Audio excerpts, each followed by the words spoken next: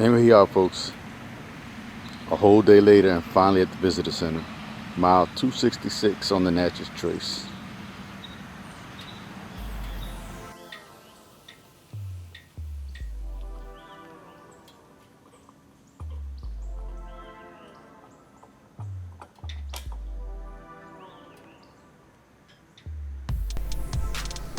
My second day on the trace began as the flagpole made its way to the top of the flagpole. Today posed its own challenges, as a large chunk of the trace was under construction. I found myself wandering the countryside in search of gas and taking a 50-plus mile detour to get back to the trace to get around the construction. I've been off the trace for a good minute now. Turns out they're doing construction on the trace. I think it was from mile 296 all the way up to 326. So I'm just not getting back on the trace. I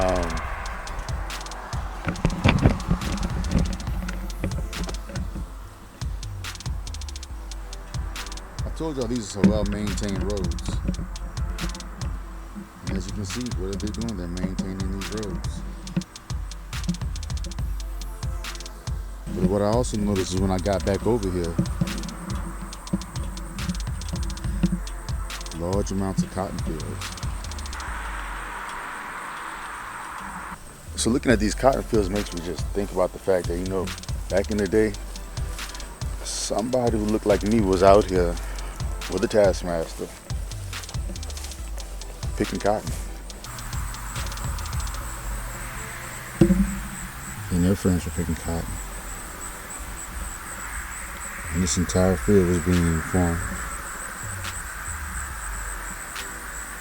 And they were just out here in the hot, Permian, Alabama sun, picking cotton.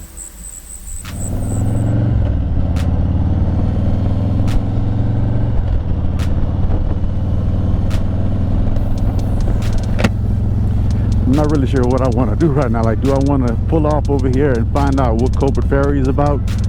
Or try to just put down some miles because I've been off for a while. We're going to take a stop over here and see what's going on. Then I'm going to get back on here and start pounding down these miles. So let's see what we got over here.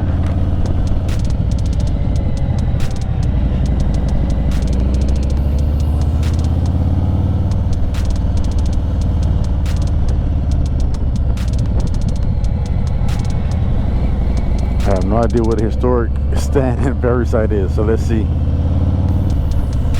So one good thing, today has not been nowhere near as rainy as yesterday.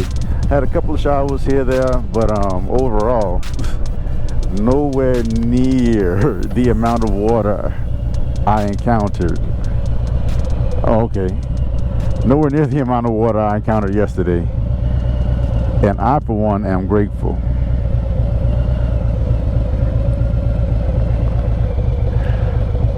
All right, let's snap a picture real quick. So I've got this Relive app.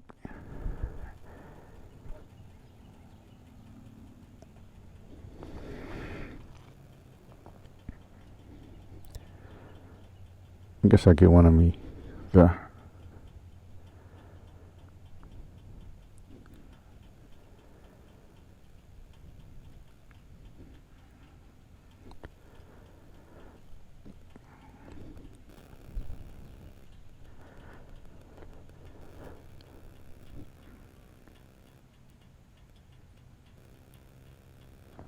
There we go.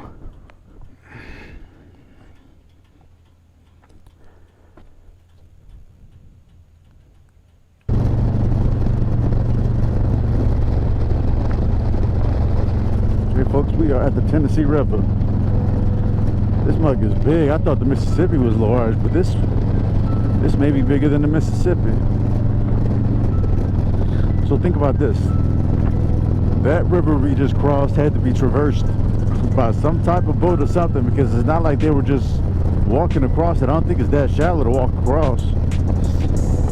So back in the day, I wonder what exactly did they do? Did they create a boat as soon as they got to one side? 'Cause I doubt there were ferries back then waiting on you to come over and say, oh hey, I see somebody, let me run over there and get them. It's a long ways. It's not like you're yelling at them. I mean, how How do you think they made it across there? I'm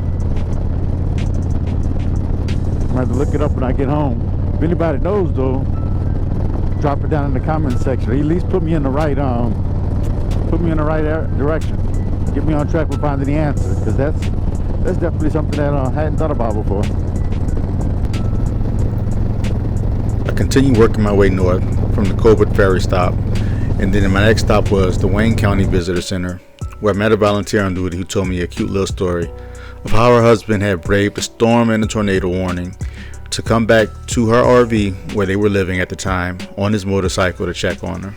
Now, he's no longer here with her, but I could see the fondness in her eyes. My next stop was Fall Hollow to view one of the few remaining waterfalls before the trace ended. It's a nice, serene little area with a cascading waterfall that gently comes down the side of a rock face.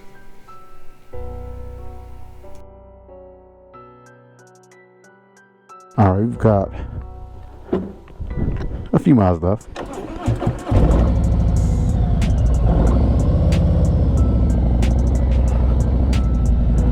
Currently at mile marker 391 out of 449.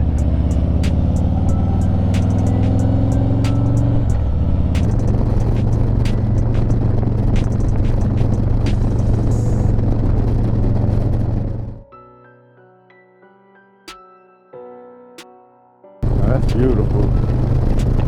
Been waiting for it to open up like that.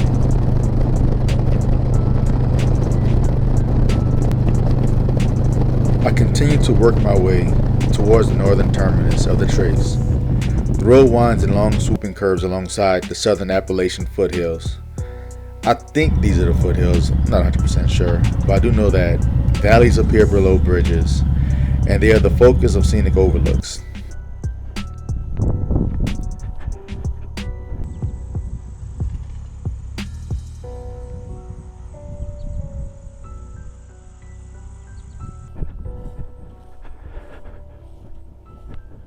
Down to nearly only 20 miles left.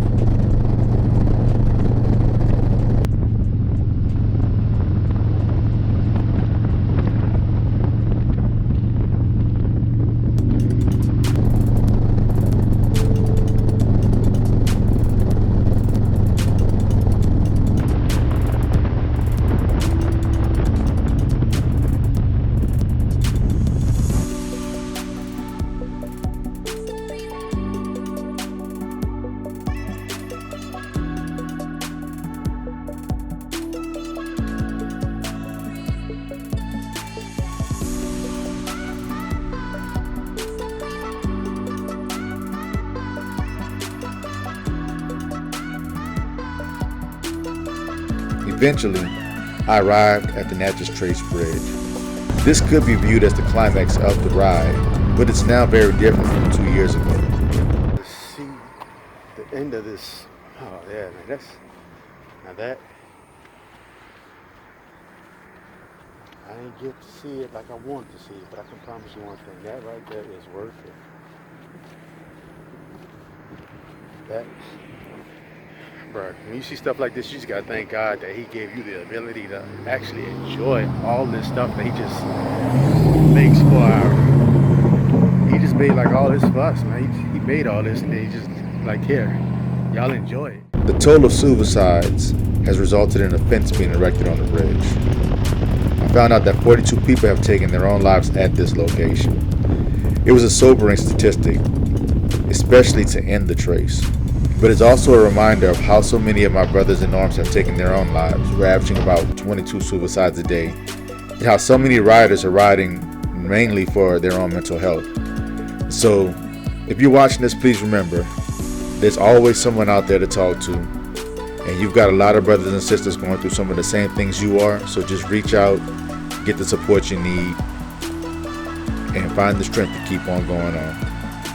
With that, we'll go ahead and end this video, and y'all have a blessed day.